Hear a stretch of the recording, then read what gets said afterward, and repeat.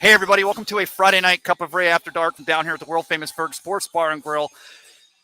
I hate to do it right off the top of the bat. It's not even but bitches, it's week 1 in the NFL. How excited are you? How excited were you last night to see the Buffalo Bills put a trouncing on the Los Angeles Rams, the second team in the history of the National Football League to host and win a Super Bowl? Like that wasn't rigged. Of course, your Buccaneers were the very first. They'll always be the first. Of course, they were my first, and it sounds like most of the time they were probably your first as well. Welcome to a special little Cup of Ray After Dark. Rays are up 4-0. They're playing in the Bronx this weekend against those Bronx Bombers, the Yankees. And let's be honest, guys. Let's be honest, girls.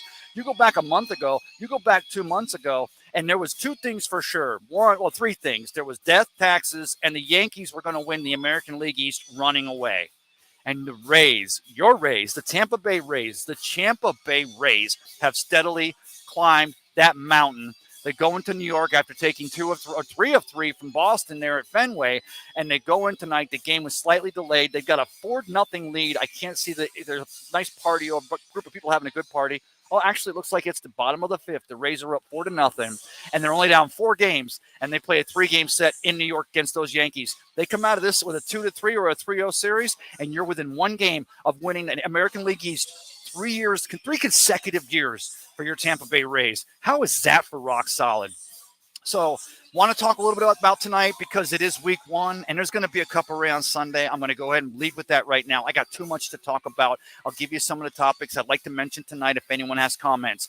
The last year with Gene Deckerhoff as the caller for your Buccaneers games. It goes back to 1989, my second year in college, 2 years out of high school. Been calling these games since 1989. Of course, he was calling the FSU football games since 1979. The same year that Bobby Bowden's hired as the head coach of the Florida State Seminoles. And Gene Deckerhoff announces, like he suffered through COVID last year, missed a game. TJ Reeves filled in admirably. They're going to have an open casting call, I would hope, or some at least like that, some kind of a thing to find the next voice of the Buccaneers. You got to have someone in there that care. You had Mark Champion back in the day. You had Gene Deckerhoff. You've had Hardy Nickerson as a color guy. You have Dave Moore currently as a color guy. TJ Reeves filled in very good for Gene Deckerhoff last year when he was out sick with COVID. But Gene talks about the fact that he got sick, got better, but he was on the road because you don't forget Gene was not only calling your Florida State. Say your Florida State. I'm a Gator lover. Don't tell me you're a Gator hater. Seminoles won big game last week against Utah, Seminoles won against LSU. The Gators beat Utah. The Gators have a big game tomorrow night at 7 o'clock against the Kentucky Wildcats. The Seminoles are off this week, but then again, the Gators next week play against the South Florida Bulls. And I'll tell you what, you talk about the tail wagging a dog. I can't wish for that one. But got a lot of other things I want to talk about this weekend. Tonight, though, let's start it off with the biggest news this week, even as we got to week 1 of the National Football League and anything else that's happening in the world. Of course, it would be the death of the Queen of England, Queen Elizabeth. And, I've watched The Crown. I've watched all of The Crown twice, and the second time it was not by choice. My wife was just streaming it. Love it. Of course, we're fascinated by old Mother England because that was where we came from, right? That was where before we declared our independence in 1776 and we became the United States of America. Mother England was us, and of course, we all know that Queen Elizabeth took over at the age of 18, maybe younger, when her father, the king, passes away, and she passes away this week. So I wanted to go ahead and start the show off by bringing in an expert on the monarchy in England. I had to do that sound, brother. No, you know what? You and I talked about this in our little pre-production. You're on the ground there, and I know you already talked about it's a little bit split, but tell me, what are the feelings on the ground there while I share this show across a couple of platforms? Give us a little feel of what it's like to be in England this week as you lose the Queen. I mean, she was 96 years old, and Prince Charles, 73 years old, he finally gets the job. We've kind of known it was going to happen, but, it's still a big thing. But tell us about it, Coach. The Queen, the second of her name, breaker of chains. I'm only kidding. She's been with us for a long, long, long time. And, when I think she came in in the 1950s, she came into the 1950s, well, the World War was still going, and she's been the monarch ever since. So she's seen a lot of change. And she's always kind of kept up to date, she doesn't look too far. I mean, from afar, you probably don't see that, but from when you see it up close, not personal, but you see it on the news and stuff, she is a very, I want to say, woman of the people. She's her daughters have competed in the Olympics. Her great granddaughters competed in the Olympics. And obviously all the children become military men themselves and what have you. So there's a big kind of service to what they do here in the UK. A lot of people look at them in a different way. They look at the biggest sponges of the government, as all their money is given them to by the taxpayer. There's that argument too, but I believe that they bring in more money. They actually make more money than they actually take. So I think that kind of, if you're doing that, then you're good in my book. Well, you got to admit, even though you guys go through the Prime Minister Boris Johnson, and I'm not going to get into too much politics with you here on a Friday night, but you guys could have the batshit crazy going on over there that we've had over here for the last 5 or 6 years. And let's be honest, I mean, government is government, no matter how you slice it. But you just got another lady Prime Minister this week. She had her first meeting with Queen Elizabeth, and now Queen Elizabeth passes. What's the rules now? Is it a week? Does Prince Charles get sworn in? Is there going to be a big, huge ceremony? I'll be honest with you, Coach. I kind of always thought there might be a chance that he'd even abdicate. Not that Prince Charles didn't deserve it, or King Charles now, I should say. But I thought that William and Kate, they were kind of ready to move right into that royals role. But it's still going to be there again. And of course, Prince Charles has pretty much been trained for this his entire life. When are they planning on getting him, having the big ceremonies and getting him in with the crowning and all? So how it kind of works is we'll go for 10 days of mourning. He's already been, I wouldn't say sworn in as a king, but he is the king as of today, as of Friday. So he was brought in. He is now King Charles III, third of his name. I don't know if he's any break of any chains, but yeah, he's the third of his name. And he has already bestowed his original title, which is His Royal Majesty Prince of Wales, will go to his son. And his wife, who we all know, William and Kate, they will become the Prince and Princess of Wales, and they will be right. Correct. So I didn't think about that because they move up, right? And how about the fact that you got Camilla Bowles? Now she becomes queen, and no, she will not become queen. She will not become queen. She will not become queen. Something to do with something to do with her that she's been married before or something like that. I'm not a royalist, so I don't know the pure traditions of it, but because the circumstances of their marriage, I believe she will be known as Queen Consort. Okay, and we saw it with Prince. What was it, Prince Albert? Right? Wasn't Prince Albert was married? Not Prince Albert. Prince Albert was a few years. That was in the 1800s. So you laughed at my post today. It's Did you get the Prince Albert joke? Though I'm kidding. I get you. Now. I'm not trying to go there on a Friday night. But I appreciate that. I did not realize that you had 10 days of mourning.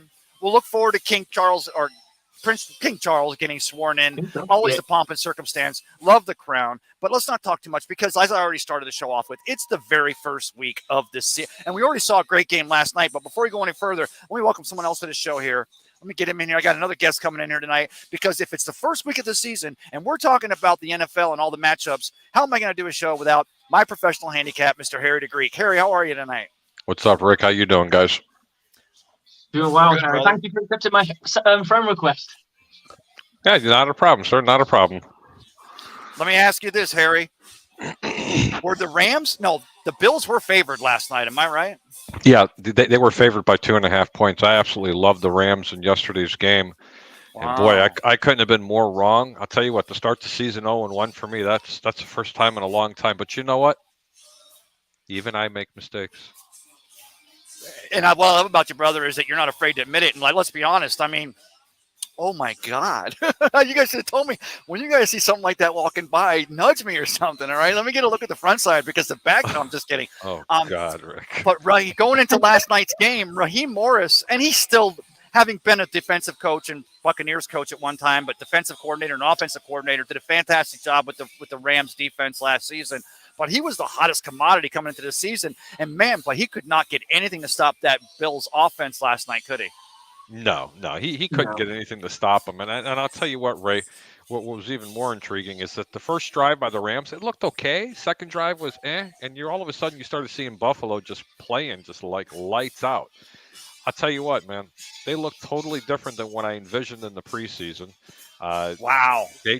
They absolutely played like a team that was possessed. But let me make one thing really perfectly straight with everybody here. You don't win a Super Bowl in week 1. Period. No, you're right. No, you're right. Sorry, I'm turning you up. I mean, but I'll tell you what. I go back the Bucs overtime win against the Bills here at Raymond James last season with Rashard Perryman and that huge 58-yard touchdown catch to win it in overtime.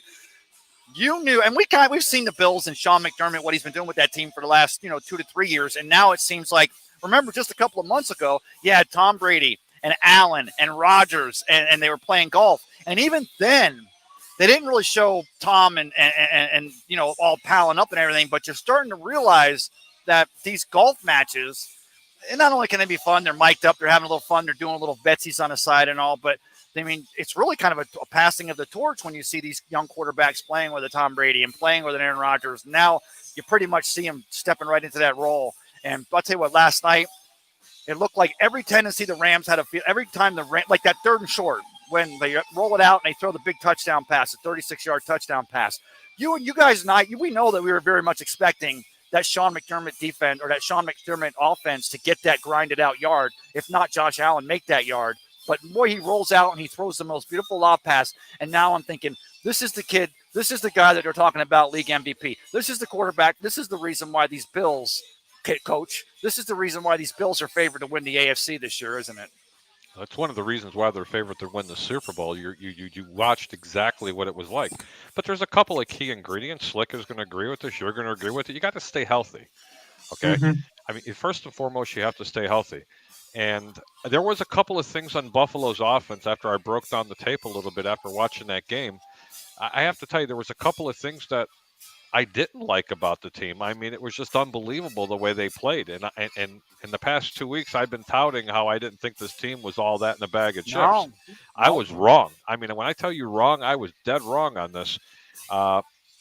There's really not much not to like about Buffalo, guys, and Buffalo looks really strong. I'll tell you what, though. They told the rest of the league, Ray, that they're on notice. Trust me when I tell you that. They told the league they were on notice. And Coach Slick, the other night, Johnny Dean, he's going to take his lumps. He said, I'll take the Rams and the home team. He took the Panthers. I took the Browns. I know you wrote it down. You and I both had the Bills. Johnny Dean said he's taking a home team. I think we run that one out, but Coach, you tell me this now. The thing about Allen, the quarterback, and the fact that his running game is such a strong part of it. Sure, the kid's 6'5" and 240 pounds, built like a linebacker.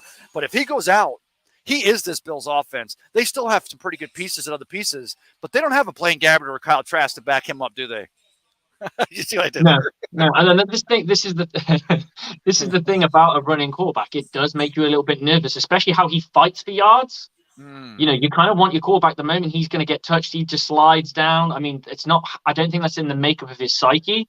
And it's yet to be seen if it becomes a problem. Right now, it's not, but it could be. You don't like Harry said, the biggest thing it's going to be is, are you healthy? Well, there's no point going into the playoffs when you've got your star quarterback beat up because he spent week 1, week 2, week 3 fighting for yards. There's one thing I did notice. I'm going to jump on the piggyback of Coach Slick here. Please. His timing was impeccable yesterday. He looked like he was in mid-season form. It was 1, 2, 3 throw. It was thrown to a spot. Everything was dead on. The vast majority of the times when he was running, it was design rollouts with running some RPOs, rolling to his right. Those were runs, and he was getting down when he had to. There weren't very many times that I actually seen too much pressure coming up into his face where he had to move backwards 3 and 4 yards and start scrambling all over the place. They had the absolute ultimate game plan offensively against that Rams vaunted defense that they have. And I'll tell you what, the Rams, they didn't look. I'll tell you who looked really bad was Jalen Ramsey. That looked horrible. Burnt like toast. And I mean, hey, he's got a history with Allen, right? He's got a history saying he's terrible. It was a wasted pick. And it was when he was still with Jacksonville Jaguars. And you see the one where Allen, he gets tackled, lands on top of Jalen, and he's basically sitting on his face, and he kind of does one of these numbers. And I'm like, oh, twerk it, baby. What was that? Oh, these people don't know why I'm twerking. Now, Christopher Cole says, hey, Ray. Christopher Cole, how you doing? David Moses says, I don't know what I'm going to do when Mr. Deckerhoff fully retires. He's the only voice I've ever heard on the radio since I'm also a Florida State fan. I've listened to that man as long as I can remember. David, 100%. That's kind of why I wanted to touch on that. Why is that guy not in the Buccaneers Ring of Honor? Shouldn't they do it this year while he's still at the stadium? There was a little bit of thing during the preseason game in Tennessee where some people posed talking to Rondé Barber that maybe Bruce Arians let the cat out of the bag, that maybe the Glazers have plans to put Bruce Arians in the Ring of Honor this year. Because I don't think there's a rule that says they have to announce it. When all of your home games are sold out, when all 8 games, the 9th game being over in Germany against Seattle, when all 8 games are sold out, you don't have to announce it ahead of time. You just make sure you leave a couple of private boxes for Coach Arians. You leave a nice private box for Gene Deckerhoff's wife, Ann, and family. Maybe they can come down if that happens. I would not be surprised if that happened this year, guys. Do you think that might be something? I mean, the guy's been calling Buccaneers games since '89. He's in the Florida State Hall of Fame. He's in the Broadcasting Hall of Fame. He's been the voice of the Buccaneers since we were knee-high to a grasshopper. Well, since they took John Gruden out, there's a spot there for him. Just put him up. It's true. Just to confirm with you, Ray. What's that, Coach? Bruce is definitely going into the Ring of Honor this year. So let's just real quick. Maybe you know, Coach, but let's say we got not the beginning of the season, not a contender. He coached. Well, we're going to be playing out in Arizona on Christmas night, so it won't be that game. You know what? Too soon to talk about it, but we'll figure that out. What game it's going to be? David Moser also says, "Have you seen a new video of Tom Brady and Gronkowski? If so, what are your thoughts?" You know what? We're going to do a tight end by committee. We got 4 tight ends between Rudolph and Brake, O'Keefe, and who's the rookie again? I was going to say Otto Graham. Kate Otten. We got a tight end by committee, and even Tom Brady in his presser yesterday basically said, "Look, you're not going to you don't replace a Rob Gronkowski, but you've got other players. You can distribute those catches among other tight ends." And of course, if O'Keefe catches a block, because we know he's a big blocker, we'd all be shocked by that and happy. We're having trouble streaming at Facebook. This may be an issue. Oh, okay. So we're having trouble. Hey, how you doing? Say cheese. Cheese. So I'm going to go ahead and get this off here. I apologize. So, guys, I can't do anything here. Oh, here it is. What's the matter? I can hear you. No, I'm getting this message that says we're having trouble streaming to Facebook. So, you know what? Here, I'll take a look for you. Keep going, Ray. I'll let you know if you are. Well, what I wanted to mention was I wanted to get right to the picks now, but let me see if I could do one thing real quick, because you guys know how I roll, and that is if we're having trouble streaming to Facebook, and you know I might get in trouble for saying this, but Facebook can basically kiss my ass. I'm so tired of these fucking assholes and the shit they give us, because they're trying to make us pay for Meta, and we're not going to pay for it because we're on YouTube, we're on Twitter, we're on Twitch, we're on Facebook, and if you all don't care enough to stream us so people can watch and enjoy a Friday night cup of Ray After Dark where I'm allowed to say fuck you, Facebook. So that's all I got to say about that. So let's go ahead and get David's comment. Tell me how you really feel. Facebook can suck my ass. I am so tired of kids. I own the rights to they could take me off the air, and Facebook can do double bars right there. I own the rights to my music for my opening, and I see here it's even been actually removed from the opening show. I own the rights. I paid for that. We found the contract this week, but every time I run it, Facebook gives me copyright infringement. So I say, hey, Mark Zuckerberg, get off the spectrum, get off your riding wakeboard, kiss my ass, and bring it down here. I'll take you on out in front of Ferg's Bar and Grill out here on Central Avenue, just below 16th. What, Seminoles? In the Edge District. Just below 16th Street, in the Edge District of St. Petersburg. So Mark Zuckerberg, bite on that. All right, Teresa Baxter. I had to say this right before Teresa came. Teresa says, hey, guys. Hi Teresa. Sorry. Hi, baby girl. How are you? So, Coach, why don't you do me a favor? You have that great graphic. Go ahead and throw it up there so we can pick our first game out. And, Harry, we'll go with Coach first. We'll do me, and then we'll bring you in on it. Okay. All right. Go ahead, Coach. Which game you want to do first? That's the wrong graphic. I just realized that. That's the wrong one. Okay.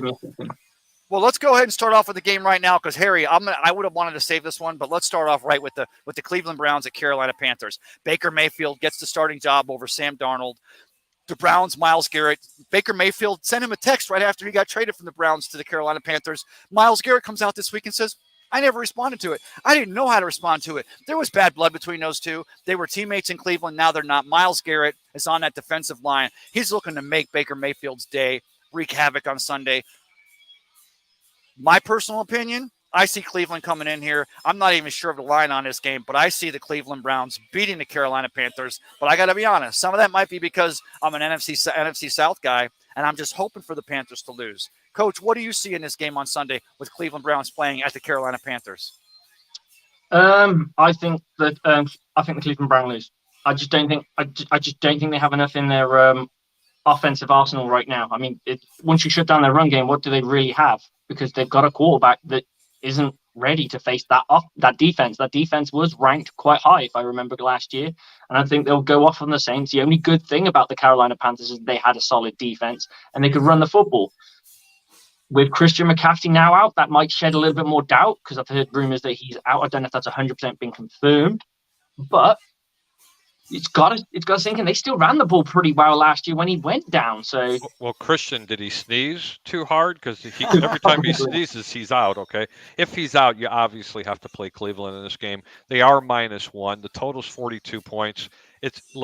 And for full transparency, look, it's very difficult to bet week 1. It is the hardest week there is. But I will tell you this: over 40% of the home teams are going to win that are underdogs. Let me not only cover that they're going to win. Okay, well, Harry, because this formula works with baseball, but I did not know you could work it over to football as well. Tell us about your home underdogs and the concept there as you work it over to the NFL side. It's well, first off, you the biggest point spreads of the week this year are San Francisco over Chicago. This week it's -7.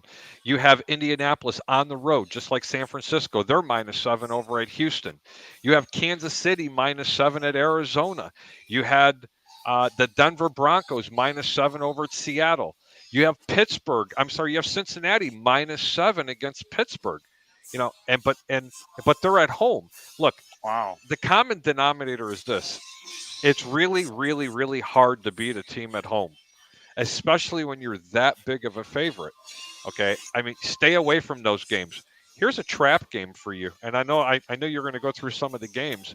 Well, Harry, I got a comment here, Harry. Before you get to that, Harry the Greek, the comment right here says Ben Cornett asks, which game do you guys see as the upset this week? Is this the trap game you're talking about, or do you see something else better as an upset? You want me to save that? Here's a trap game. I mean, if you ask the general people that are watching the show, or even Coach or yourself, if I told you that the Philadelphia Eagles are playing the Detroit Lions and Philadelphia is only -5, everybody and their mother is going to jump all over that because they all know that Philadelphia is a better team. But why is it only -5 points?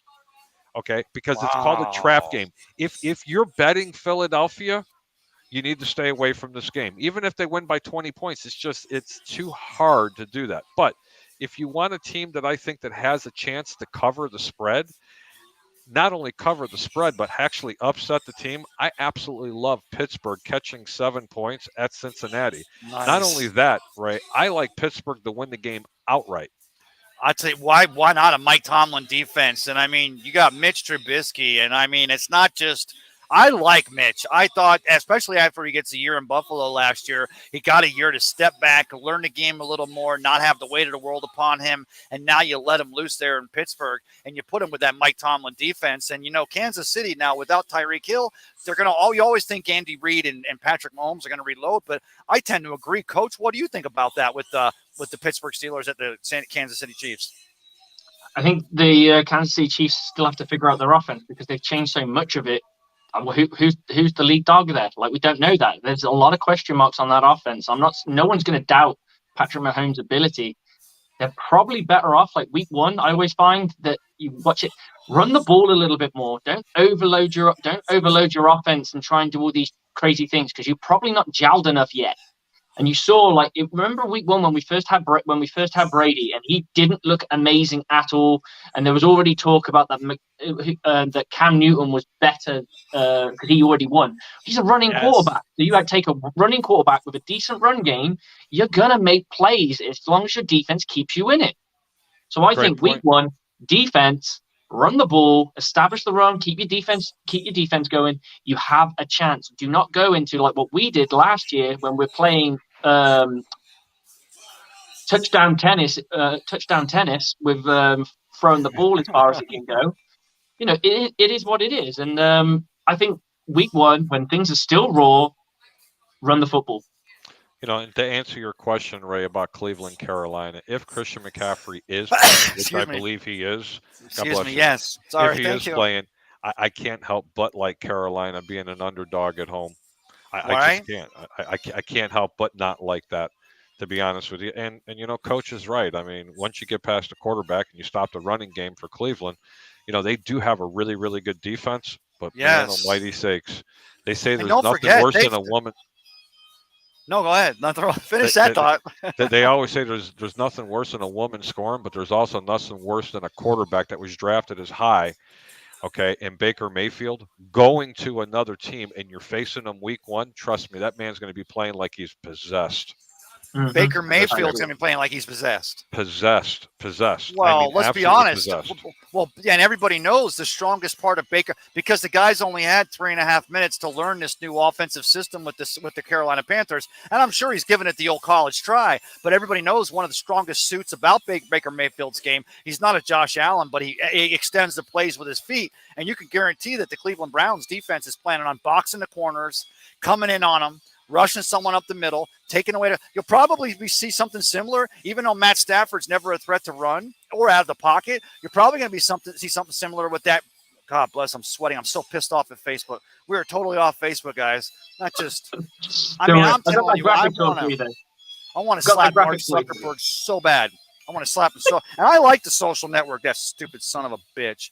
Ben Cornett says, I like the Steelers. I got the Steelers for my upset pick, so Ben agrees with you, Harry. Ben Cornett says, you read my mind. What other games you want to talk about, Ray? Well, I'm trying to pull up. Go ahead, pull up the graph. There we go. I got the right one. So we go. Well, let's go Saints Falcons. Okay, right go ahead, now you goats. Go ahead, for Harry. The New Orleans Saints right now are -5 on the road at Atlanta. Wow. Again, that's a lot of points being on the road, especially in your division. But guys, how can you not like New Orleans here? I mean, first off, the total is only 43 points. Okay. I think that New Orleans might score 35 alone. So if you're afraid to play a division game and give up that many points, even though New Orleans is the far superior team on both sides of the ball, you can play the over in this game. It's really not a lot of points. It's 43, because I really think they're going to be good for anywhere between 28 to 35 points. So you put up a 10 spot for Atlanta and you cover the over. Coach, what's your thoughts? Well, we talked about in the last one about running game. That's something the Saints have in spades, and now they also have a passing game that they can rely on if they need to. I'm not too sure where what their tight end is at the moment. Off the top of my head, I can't really think. But they got a nice they got a nice receiving core right there. Jarvis Landry's no slouch, never has been. Just kind of didn't get the recognition he deserved, and just didn't really got plagued by injuries a little bit. And they still have the slant master there in Michael Thomas. Exactly, and he might be able to, with a guy who can throw the ball more than 10 yards, he might be able to sharpen up his roots and might be able to do a little bit more. We might see more out of him as a player. We don't really know, but we know their defense can come to play. Read my lips, gentlemen. Jameis Winston, if he stays healthy this year.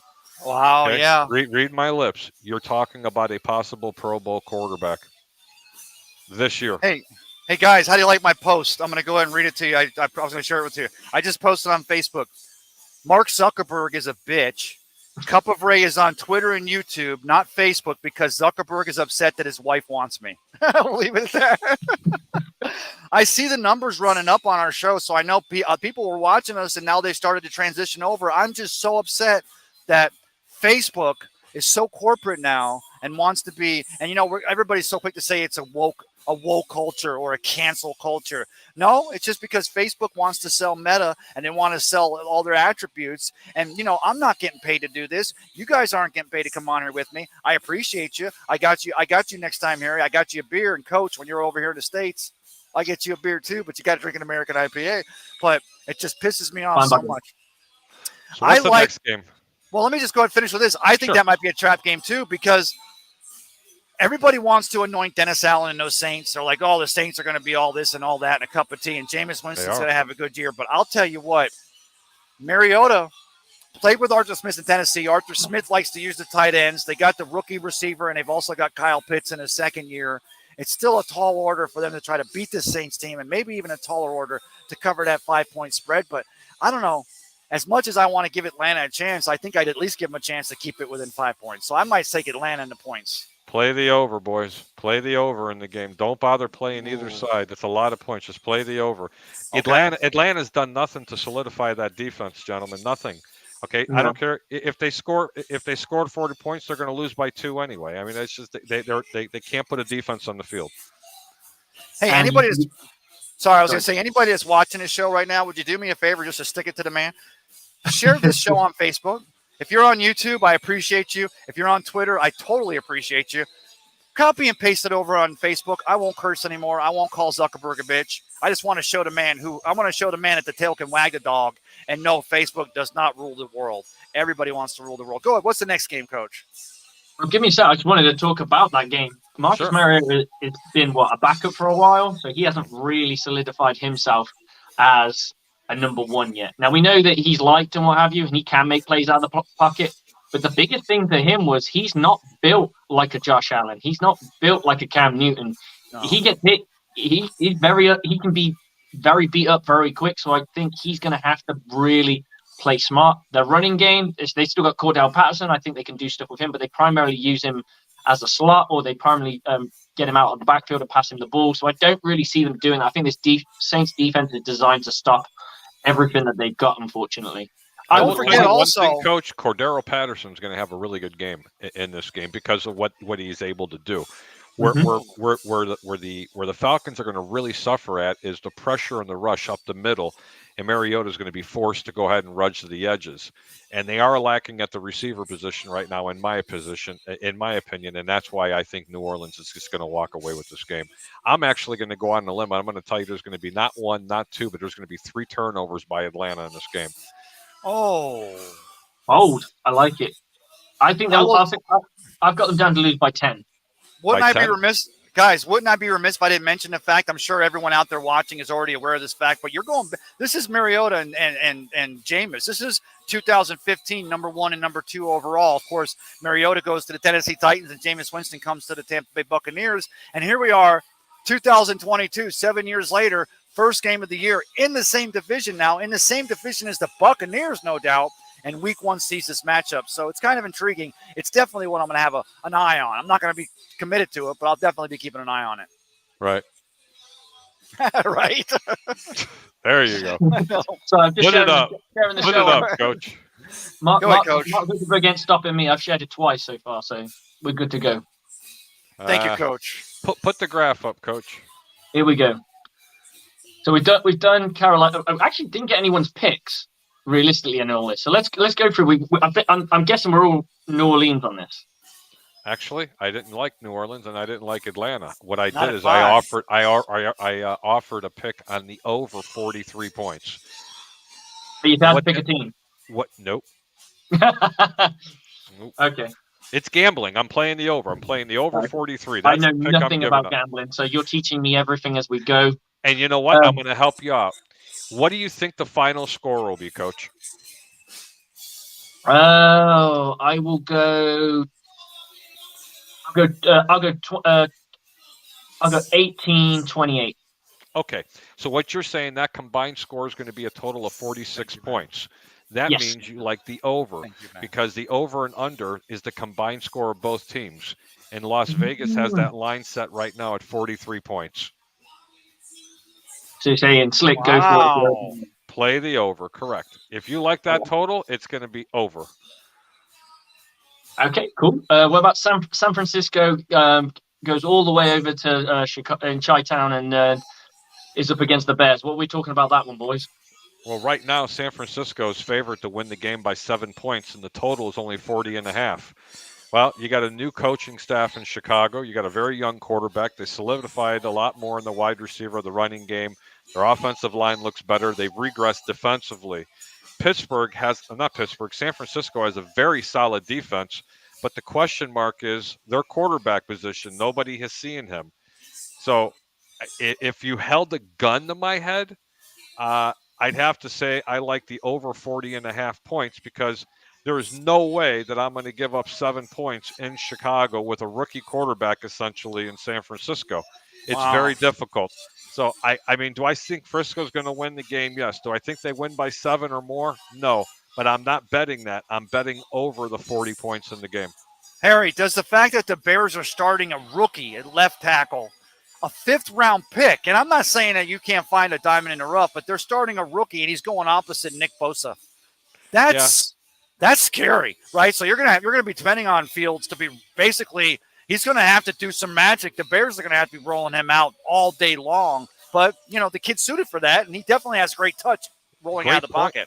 Ray, that's a great point. But I'm going to tell you one thing: that the rumors coming out of Chicago, and I've watched this kid play, this fifth-round pick.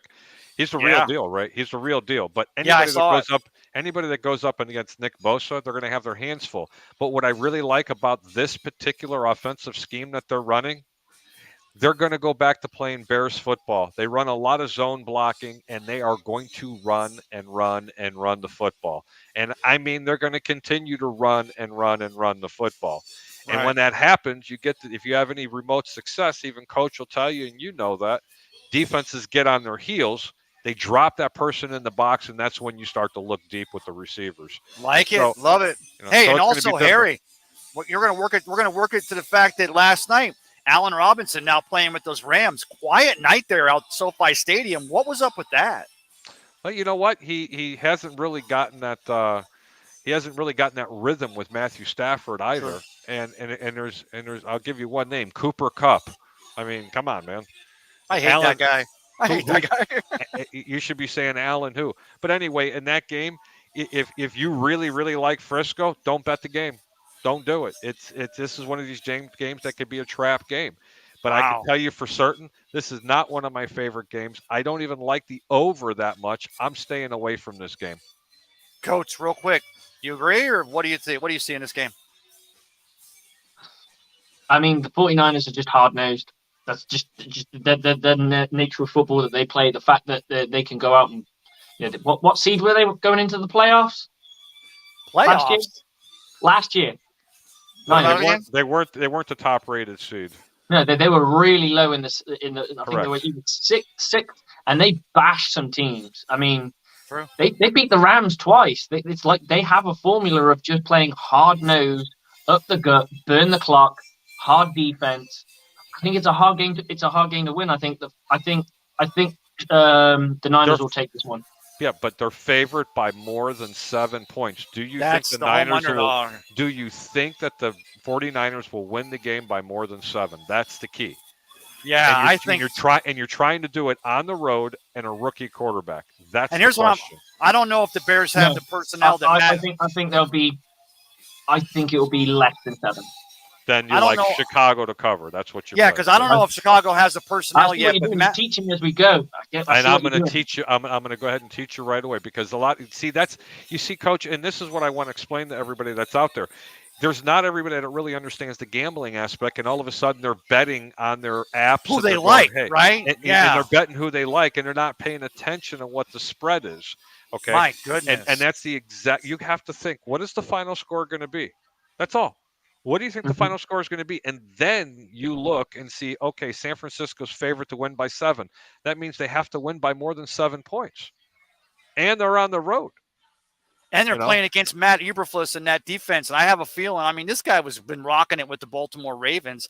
And the Ravens, I mean, they've got, Lamar Jackson. They got, 73 tight ends. But their defense is where their bread has always been. That and special teams. But their defense is where their bread is buttered. And now I'm excited that you come in Chicago. He's got the tools in Justin Fields. He's already got a team that's maybe, looking to build. He's got to do a lot of building they do there.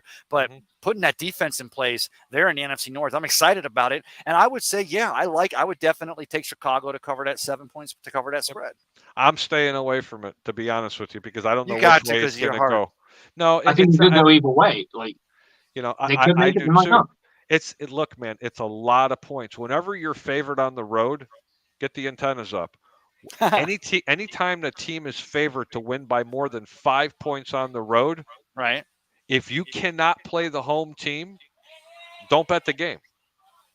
Just don't bet the game. Harry, you're betting and bad money. Not only do I listen to you because of your knowledge, but also I saw. And by the way, were the Yankees a home underdog tonight, Harry? Do you know? I know I'm asking this off the cuff. I didn't talk about this to you in advance, but the Rays have a nice 4-0 lead going into the top of the 7th, and a month and a half. Okay, they were favored. So I mean, in that case, you always take the home under. I'm not sure what were they favored by, a run and a half. No. In baseball, you can play 2 different ways, and that's for another conversation. It can be a little bit tricky. There's a favorite and there's an underdog, and then there's a run line. Okay. If you play the run line, that's what we call the sucker line. Never play the run line. If you take the run and a half, you usually have to pay more juice, which we can get into another subject. If you Juice. if you if you want to lay the 1.5 and say I'm going to beat this team by 2 runs or more, that's usually a sucker line. Trust me. Hey, and don't forget, what about the juice? The juice inevitably Yes. leads to the vig. These to the big. Oh Jesus Christ! What's the next game, Coach? Give us the next game. Next, what we've talked Steelers Bengals. We've talked that, haven't we? Let's Yes, can I pick one right here? Let's jump Sure. to the Eagles at Detroit. I Yeah. mean, first of all, Hard Knocks. I mean, I think I said this the other night. I love my wife, I love my life, but I would sleep with every member of the Hutchinson family, dad included. What a beautiful family. Watched Hard Knocks, got to the end of it. I love Dan Campbell. I love a coach that says we're going to bite him in the knees, we're going to hit him in the crotch, we're going to bite him in the knees on the way back up. It didn't end with the same sizzle it started with, but I like Detroit Lions, but they play in the NFC North, and they're probably still a year or two away from actually really getting serious, especially with the Minnesota Vikings, especially with the Green Bay Packers, and whatever's happened with Chicago. But the Philadelphia Eagles, all of a sudden, this is just me, but I like them in the East this year. I like them in the NFC East. This is an interesting game to me, Harry. What's the line on this game? Philadelphia Right now, at Detroit. And this is one of the games I thought was a trap game, and I'm going to let them trap me because Philadelphia is only 5-point favorites in the game. That means, Coach, that they're favored to win by the game by more than 5 points, and they're on the road at Detroit. But here's an interesting statistic. The total combined scores when you put them together is 48.5. Coach, Philadelphia's got one of the best defenses in the National Football League, especially with the acquisition of the 2 Georgia players that they put on that defensive line and the way they played last year. If this team gets any kind of quarterback play whatsoever, this is going to be a team that in the NFC that people are going to have to really watch out for, primarily because of that defense. But I'm going to tell you what I really like in this game. I love the under. I love under 48.5 points. I love the under on that. Okay. 48.5 points. If you held the gun to me, very small position, lay the 5 points with Philadelphia. Detroit's got way too much to learn this year. Wow. Look, Hard Knocks is basically a trailer. It's basically a hype video. Yeah. We've all watched every Hard Knocks we've watched. Hey, we're two of us are definitely Buccaneers fans. How hyped up were we watching the Buccaneers when we were in it and thinking, yeah, we legitimately have a chance. Yeah. And then we saw Baker hugging a tree. And, God, I just talked about this the other night. We were waiting. We go into Hard Knocks there, and I think it was, 2019? We're waiting to see Jameis and Deshaun Jackson hook up. And, I mean, they had to go through all the footage on the cutting room floor to find one basically almost overthrown pass where Deshaun, because we're thinking, it's going to be all about Jameis and Deshaun hooking up. We got Deshaun Jackson. He's going to be, and of course, that was a microcosmic, like you said, Coach. I mean, in that case, it was just it was a look at what was actually going to happen that season because, Fitzpatrick hooked up with Deshaun Jackson like 72 times, but Jameis was basically having a hard time finding that cat. Exactly. All right. Go ahead. Give us the next game, Coach. Well, I was going to just add my little 2 cents. I just think Hard Knocks is a bit of a trailer. It's a bit of a hype video, and it gets you all excited for the season. That's what it's there. It's like a preseason. It's a trailer for the preseason, a trailer for the season. I haven't watched Hard Knocks in years. I haven't watched this one because it's a lot hard. It's a lot harder in this country to watch it, so I haven't got around to watching it. I will probably do at some point, and I'm sure it's fire, like everyone says it is. But at the end of the day, this is edited TV where they take the best sound bites, the best this, the best that, put it all together, and we go, wow. How many times do anyone here watch In the Current with the Buccaneers? Yeah, good stuff. Good stuff. It's great stuff, and it's exactly the same thing. Imagine if every team did that. You think every team is going to win the freaking Super Bowl by the way they're talking? Hey, what it is. Off the subject, Coach, what's your favorite football team in England? I'm sorry, soccer team in England. I don't follow soccer. He doesn't follow soccer at all. I follow the Premier League, and there's one team I really like, and I'm so happy they fired the coach. I'm a blue devil dog himself. Chelsea, baby. Chelsea. Chelsea. Oh, wow. Okay, like cool. Chelsea. I fancy Chelsea a lot. What's the team Coach Ted Lasso coaches for? I'm kidding. Sorry, that's a. Put up the next game. Put up the next game. Here Ben we go. Cornette says that palm tree that Chris Baker hugged is still going to therapy sessions because of it. That was the only love that Chris Baker got that season. Let's go to the Colts. Let's go to Colts and Texans. Yeah, and I wanted to say Ben Cornett pointed out that Matt Eberflus, the new coach of the Bears, was actually the defensive coordinator for the Colts last season. So I didn't want to correct you. I knew Ben would get you. Brother, correct me because I am wrong more than I'm right. I literally throw spaghetti at a wall, and if something sticks, I'm surprised.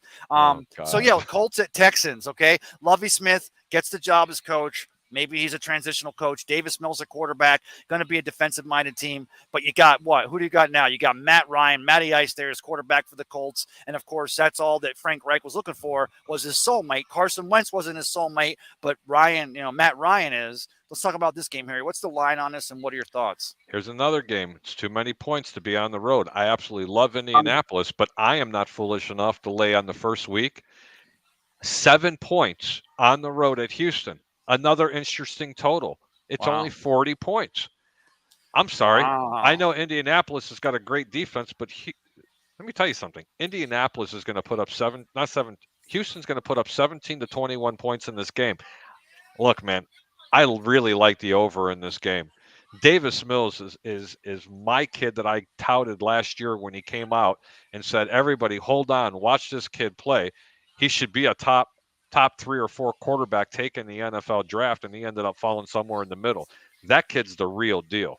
He had a better season statistically than any quarterback that was a rookie last year, including your boy in New York, in New England. He's a Stanford guy. I mean, what are you going to say? I mean, I thought he was the most underhyped, but the most prepared, even ahead of a Mac Jones, the most well-prepared, ready to be a professional quarterback in the National Football League. And I love the fact that he goes in there and takes over for the firebomb, if you will, that was Deshaun Watson. I love the fact that Indy wins the game, but I don't know if they cover the 7 points. Don't be foolish enough. Look, man, if you have to bet Indy in the -7, don't bet the game. Bet something a little safer. Bet the over 40 points. Coach? I looking at it, I would say as soon as we were talking about it, I was interested to get your take on it, and I was thinking to myself, this looks like a trap game because I reckon they're going to really pump up the Colts. The Colts have got a new quarterback, which means they have to start from scratch. It takes a while for a quarterback just to gel in. We saw it with Tom Brady, and he's considered one of the greats. So I'm not saying Matty Ice is a slouch at all. We know what he's capable of doing, but he has fallen off the wagon in the last few years. He's not the same guy. Is he a transitional guy? That's where I'm going to disagree with you a little bit, Coach. Okay. And please don't be upset with me about it. Matt Ryan has been waiting for an offensive line like this and a defense and a running game to be running behind that to get it behind of. Matt Ryan's not going to have to throw the ball 30 to 40 times. You want to talk about effective? This Indianapolis team, everybody's talking about the Kansas Cities, the Chargers. They're talking about the Baltimore Ravens, the Las Vegas Raiders, but nobody is talking about the Indianapolis Colts. This team, I'm telling you now, is the dark horse in the AFC, and don't be surprised. They make a lot of noise this season and going into the playoffs. This is going to be a real surprise team because of Matt Ryan. I don't actually disagree with you at all. I just think he hasn't been as good, and you alluded to the reasons of why. For him, it's a remake because it's a question mark. Yeah, we're guessing, right. We're stabbing in the dark. We don't actually know until we actually see it. We don't know. At the moment, it's all literal stuff that we're talking about. And I completely agree. I think he's going to be. He should be better. He's got a better offensive line. He has a run game. They have weapons available, and they have a very good defense. So he is set up to have a good season. Well, let me tell you guys what. In this game, he's going to just take a minute. He's got to get. I agree. This is a great tune-up game, but I'm just saying right now, I don't like laying 7 points on the road in week one. That's the whole point I'm trying to make. But I will say this, because of the total is so low, you can't help but like the over.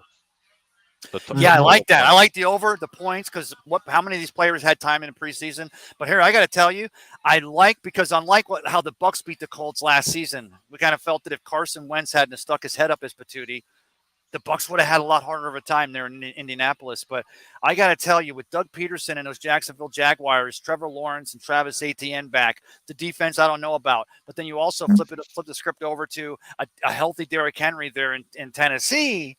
I agree with you on everything you're saying about the Indianapolis Colts being a good team, and I agree that Matt Ryan's going to bring them what Carson Wentz didn't, but that's going to be a hard division. I think that the NFC South is going to be one of those divisions like the old back in the day, the old black and blue, the old NFC Central. Those teams are going to beat the crud out of each other, and the team that comes out on top is going to come out of there. But man, they're going to come out of there bruised. So you're talking about a 102-year-old Matt Ryan. So now it's like, okay, as long as Mike Vrabel doesn't dial up a defense to put Matt Ryan on his butt all day, and of course Lovey's going to do it with the Texans here starting this weekend.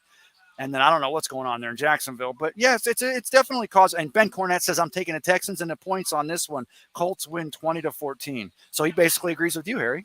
That's Ben Cornett. What's the next game, Coach?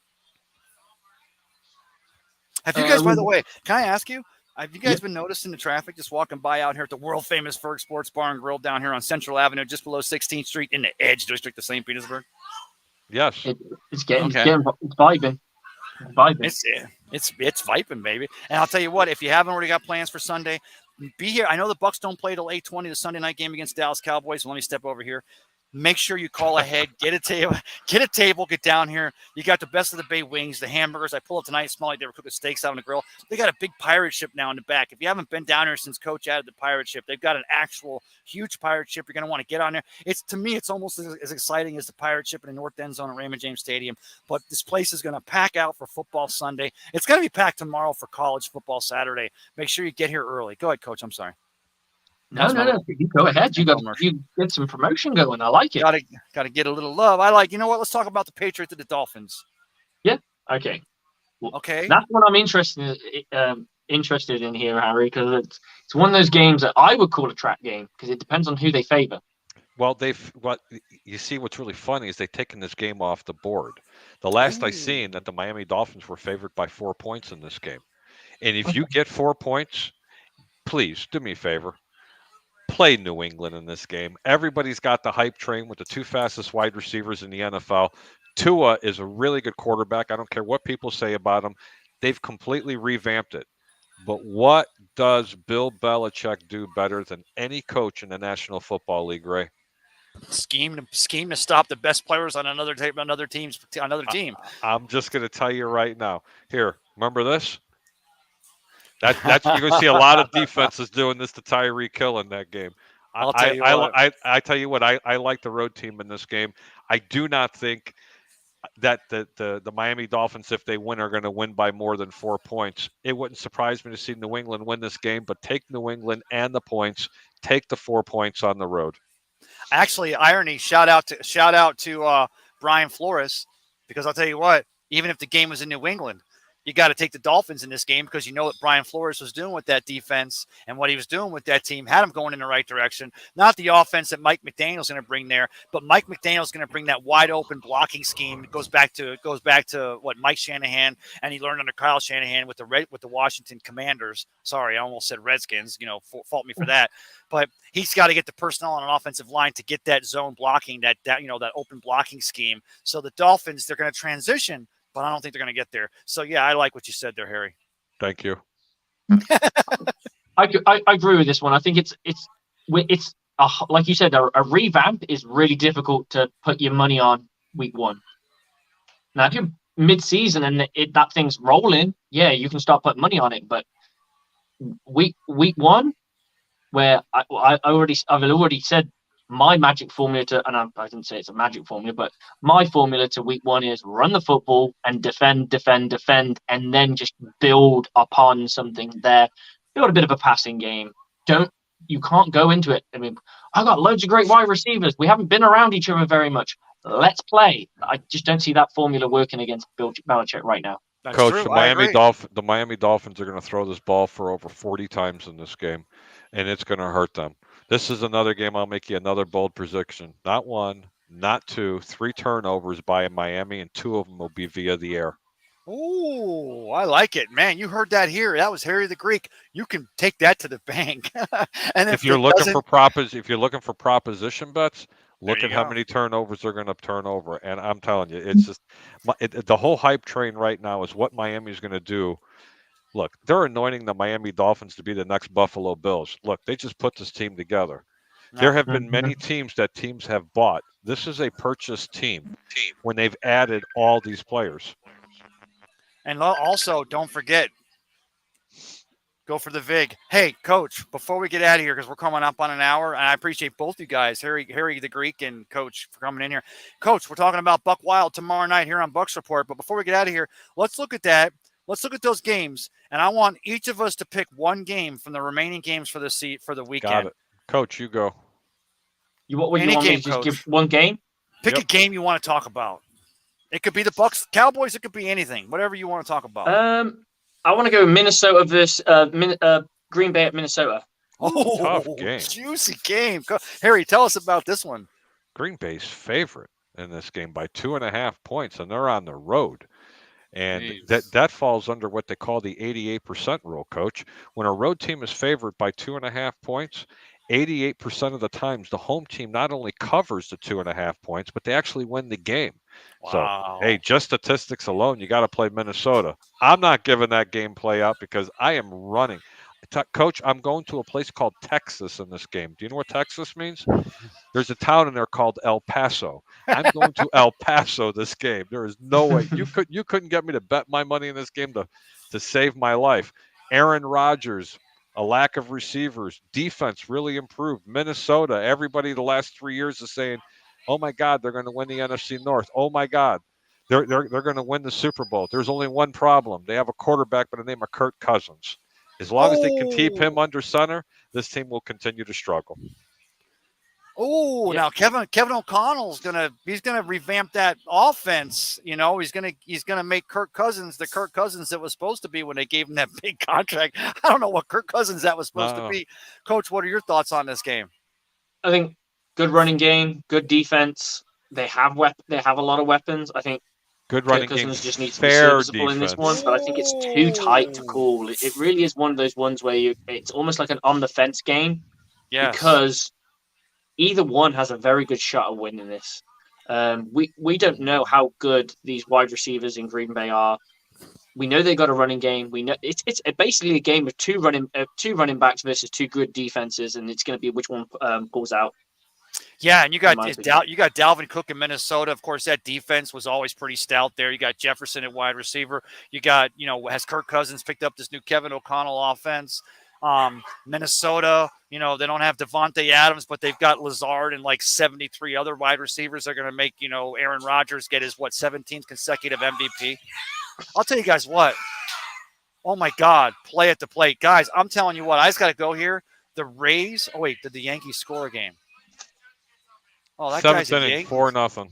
No, the Yankees just scored a run, I think, or was he out at the plate? I'm sorry. Anyway, there was a big play at the plate. The Yankees are up there in the Bronx trying to, they're in dead pursuit of the New York Yankees at the top of the AL East. It's the end of the 7th inning, Ray. 4-0 Tampa. Oh, so they got him out at home. Here comes the play to throw it home, the relay, the catch, the tag. Oh, my God. I'm telling you guys what. Got to get it. Mayor Welch, get a stadium built for the team here. Tampa's going to bitch out. Mayor Castor's not going to, they're not going to do it in Tampa. We got the 80 acres of property that Stu gets half the development across the street. You got the world famous Ferg Sports Bar and Grill. Don't let this team, we're seeing year in and year out, the best team in the, I mean, come on, guys. One of the lowest payrolls, and you could say it's analytics, and you could take away the shift, and they're going to make bigger bases, and then get a pitch clock next season. They're going to do all these things to spice up the game. This Rays team, just game in and game out, is playing the best baseball. And right now, they get Wander Franco back tonight, and they're beating the Yankees there in New York. And I know it's the Yankees and how they've been playing, but I'm off on a tangent, so I'll stop right there. Go ahead, Harry. Do you got a game? Or you want me to pick a game first? Yeah, I got 2 games, but you go ahead and pick a game first. And no, you pick the both. I'm going to let you pick both of them because I just love your insight in them, and I have no favorite other than the Sunday Nighter in case that was one of them, but it doesn't have to be. I'm going to give you a safe pick, and then I'm going to give you a deep pick. Okay? Ooh, okay. The safe pick, the Giants are on the road at the Tennessee Titans. Here, gentlemen, finally a correct line. The Tennessee Titans are only favored by 5 points in this game. Wow. I don't care who's playing quarterback. Coach, you can line up under center for Tennessee. They're going to run the ball behind that big offensive line. They're going to really slow this game down. The Giants, hey, they got a really good offensive coordinator that just came in to become their absolute, supposed to be their savior as a head coach. But they run a lot of they run a lot of five-man protection. It's just not going to work for the New York Giants right now. They didn't really do enough on the offensive line to solidify it. This game is my lock of the week. Tennessee at home. they're going to win by more than 5 points. And here's my deep pick. It's really easy to say that Pittsburgh will cover the 7 points on the road at Cincinnati. Don't even take the points. Put them on the money line. You'll get 2.5 to 1 on your money. Pittsburgh beats Cincinnati outright. And stay away from all these road favorites this week that are huge favorites by more than 5 points. And Bandit says this is for Facebook right there. Thank you, Harry. That's Thank for you. Facebook. Harry the Greek, brother, thanks for coming in here. I know I appreciate you so much. I can't wait till we're going to be on the over-under. Tell us about the over-under before we get you out of here on a Friday night. Usually on a Friday night, I do the over-under. I haven't been feeling very well. I got a couple of procedures that I've been doing. It's a little difficult to speak. Yes, it's hard to speak. Usually on Friday nights on 1252 Sports and on the Sports Web. My co-host is Peter Blake. Occasionally Tampa Bay Ray will come on. We talk about a lot of gambling. Yes. But this week we're going to do it Sunday morning, early. I'll be setting it all out on 3 platforms. You want my picks, you're going to go ahead and get them. Otherwise, you can go ahead and inbox me at Harryberg TP at Twitter, or you can do it Harryberg at Facebook. Ray, thank you so much for having me on, Coach. I'll see you around. Many blessings to everybody. If you notice, we didn't talk anything about the Buccaneers. Thank you for not putting me into a corner and letting me get out easy on this. Brother, I'll get you on Sunday, brother. Take care, Harry. Harry the Greek coming in here for a couple round of Friday night after dark. Coach, I'll tell you what, I like that because we're all looking at that because it's Mike Tomlin and that Pittsburgh Steelers defense and the fact that, all the anointed ones and, I don't think that the Cleveland, the Super Bowl hangover doesn't necessarily have to be with the Super Bowl champion. It can also be with the runner-up because Cincinnati, along with the Los Angeles Rams, they were the last men standing. They played, until June. And now they turn it around again, and now they got nowhere to go. But, some would say, well, they're hungry for that Super Bowl. You still have Joe Burrow. You still have Zach Taylor. Zach. You still have Coach Zach. But some would say that, they've got as much of a bullseye on their back being the AFC champions as the Super Bowl champion Rams did last night against the Bills. I mean, one thing we know about the Steelers, they will bring a defense. That's a fact. We're still yet to be seen on their offense, whereas I think I'd say the Bengals are more balanced. They just have an offense and they have a defense. It makes it a little bit easier. They have a superstar quarterback, or maybe not a superstar, but a star quarterback. They have talent on the outside. They have, I'm not sure what their tight end system is right now. They've revamped that offensive line. So yeah, Alex Kappa. I'll take Bengals in this one. In my personal opinion, I just think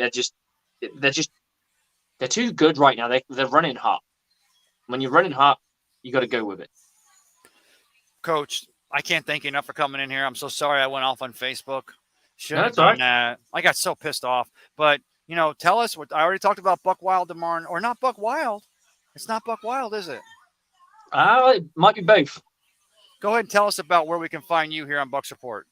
Okay, well, just before I go, I just wanted to have a little bit of fun with everyone and just say, well, we've heard about the Carolina Panthers. They were giving out captaincies like this. I love it. Everybody gets one. You get one. They get one. You get a captaincy. You get a captaincy. You get a captaincy. Anyway, what was that? By the way, what was that all? Oh, sorry. What was that all about? They got 8 captains. I remember hearing that teams could have 6. The Bucs have 6. 6 has always been the general rule of thumb. I honestly didn't do enough deep research to find other teams that have had more. But they got 8. And, coaches talk about that it's voted by the players. They go in order. And wouldn't it be it depends on where they are. So, for example, when my defense, what I run, I pick a defensive back, linebacker, and I pick a D lineman, and that way you have a captain of each layer. Yes. But then when you get to offense, there's a lot more layers because you have tight ends.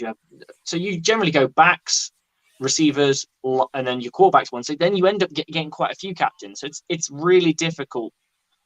I guess it depends on they might go down a different system where they'll have a lot of captains, but then they'll have 2 senior captains who are the ones that have been voted the most, or the ones that have had the captaincy the most, or and they will be seniors. like the true captains. Yeah, no, I get it. In high school, you got different. In fact, in high school, when I was calling the games at St. Pete Catholic for 10 years, we had different captains for every game. I mean, you still had your leaders on the offense and the defense. At one point, we had an offensive lineman by the name of Jonathan Jalapeno. He ended up playing for the Florida Gators and was drafted by the New England Patriots. Great That's offensive cool. lineman. Oh, even in high school, the kid was 6'4", went about 3 1/4, and you played offense, defense, anything the coach would send him in to do. The kid did it faster, stronger, and better than everybody else. But so you have your captains, but to hear that the Carolina Panthers picked, excuse me, I'm yelling, picked 8 captains and one on Baker Mayfield. I'm like, what a punk move. I have a feeling he was voted in 7th or 8th. So they said, all right, they looked at the tallies and they went, okay, oh, Baker was voted 8th. Okay, we're gonna have 8 captains this year because we want our quarterback to have that C on his chest. It was stupid, but I think it's a solid take though, because I think that could be right. I mean, yes. You can't, it's very difficult you've got to have been what's the best way you've got to be so charismatic, so believable, so true as a person and as a human being to walk into that locker room at the level he did, so what the time he did, and get the buy-in from everybody. That's really hard to do. It's not like he's a Tom Brady. This is a guy that I've had question marks about his personality since day one, his ability to lead and what have you. I don't doubt. I think generally he is a caring cat. I just think sometimes he goes off a little bit with his mouth, and there's nothing wrong with that. I think he's a gamer. I think that Sam Darnold had this offense down better than Baker Mayfield. I think Baker Mayfield probably end of the day is a more talented quarterback. I think it's a mistake if they rushed him because the first game of the year was Cleveland coming to Carolina, because I think that Cleveland is going to be more motivated to beat Baker because he's the one that got away than maybe Matt Rule, who's definitely on the hottest seat in the National Football League in 2022. Maybe he's using that as his measuring stick to get his team pumped up, locker board material. Oh, Myles Garrett has a problem with Baker Mayfield. The two aren't friends. The Cleveland defense is going to beat our offense. Let's go show them, guys. Let's go. But I still think at the end of the day, you got Myles Garrett. You got a great defense. You got Nick Chubb. You got Kareem Hunt in the backfield for the Cleveland. And Jacoby Brissett's the wild card, but the guy's been a backup for every team in the league. I still think that he can pull it down. You don't got Jarvis Landry. You don't have Odell Beckham, but you still have that Kevin Stefanski offense. So I don't know. But go ahead. I appreciate that with the Oprah, but tell us where we can find you, Coach. That's all right. So you can catch me out. I'll be doing a show at I'm trying to think of the times because I got to convert everything.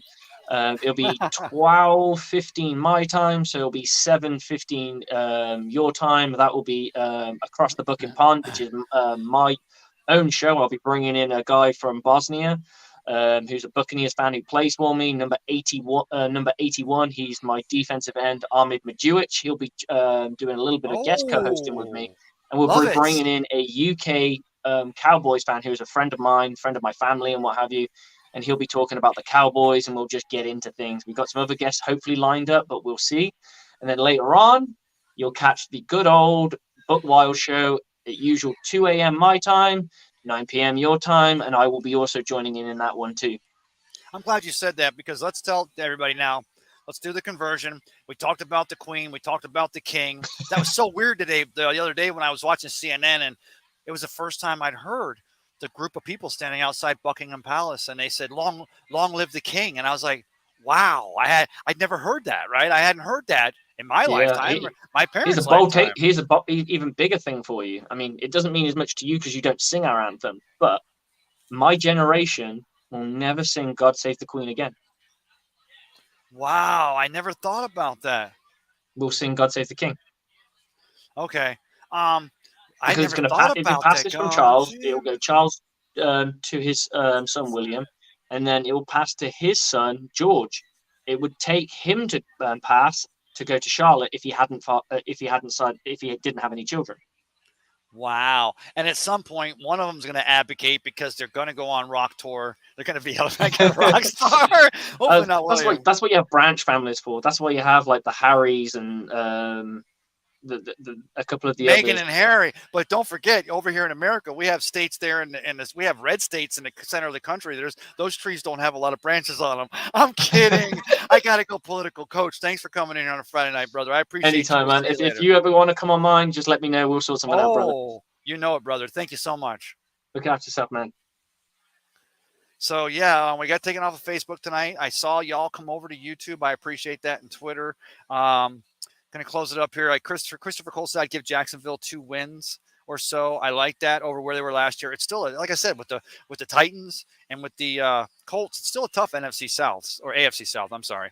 Thanks for joining me for Cup of Ray. I'm going to knock it out of here, get home and have a little dinner on a Friday night. My son, Tristan, got his first flag football game tomorrow. I'm so excited about that. I'll be over to Azalea early. So if you're in the area in Azalea, even though it's flag football on a Saturday, I'm still tailgating. Come over and buy me a beer. I'm kidding. Have a great evening, everybody. And join us next time for Cup of Ray on Bucs Report.